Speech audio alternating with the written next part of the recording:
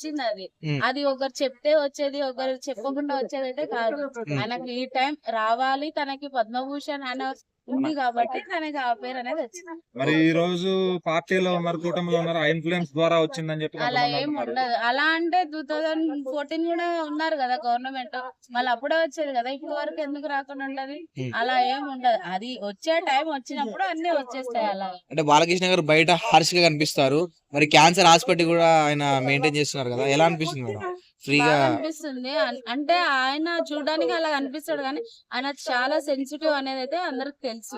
ఉమ్, but ఏమంటే అందరికి ఆయన ఒక వైలెంట్ గా ప్రజలు చూపించేదాన్ని బట్టి ఏదైనా చూస్తారు తప్ప ఉమ్, మిగతా అయితే ఏం ఉండదు కదా. ఇప్పుడు టాక్ షో పరంగా గానీ నేషనల్ లెవెల్లో పాపులర్ అయ్యారు ఆయన. ఉమ్, ఇట్లానే రాజకీయాల్లో టాప్ గా ఉన్నారు, వరుసగా 3 సార్లు విజయం, హ్యాట్రిక్ విజయం, సినిమాలు కూడా వరుసగా 4 హిట్లు, ఇట్లా ఎక్కడ చూసినా సక్సెస్ఫుల్ గా ఉన్నారు. ఇంకా ఎంత దూరం వెళ్ళొచ్చు అనుకున్నారు ఆయన? ఇప్పుడు పద్మభూషణ్ తోనే ఆగిపోతారా, ఇంకా ముందుకు వెళ్తారా? ముందు ముందు ఇంకా ఆయన పద్మభూషణ్ కాదు, ఇంకా ఏ అవార్డ్స్ ఉన్నా కూడా ఆయన కంపల్సరీగా వరిస్తాయని నేను కూడా అనుకుంటున్నాను. అలాగే ఎన్టీ రామారావు గారికి భారత రత్న ఇవ్వాలని చెప్పి ఆయన కోరుకుంటున్నారు. మరి ఇదే కూటమి సహకారంతో అది తెచ్చుకోగలుగుతారంటారా? కూటమి సహకారం అని ఏమి ఉండదు.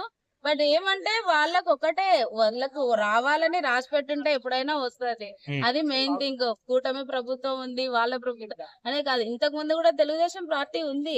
మళ్ళీ అప్పుడు తెచ్చుకోవాలనుకుంటే అప్పుడే తెచ్చుకునే వాళ్ళు కదా, ఉమ్, మళ్ళీ ఇప్పుడు ఎందుకు తెచ్చుకుంటారు అలాగా? ఉమ్. అలాగేం ఉండదు. అంటే సెంట్రల్ నుంచి బీజేపీ ప్రభుత్వం తోటి వీళ్ళు పొత్తున్నారు కాబట్టి బీజేపీ వాళ్ళు వీళ్ళకి అవార్డులు ఇవ్వడం జరిగిందని అంటున్నారు. అలా ఏం లేదండి. ఓకే, బసవతారకం హాస్పిటల్ కూడా బాలకృష్ణ గారు మెయింటైన్ చేస్తున్నారు కదా, ఆ, దాని గురించి ఏం చెప్తారు మేడం?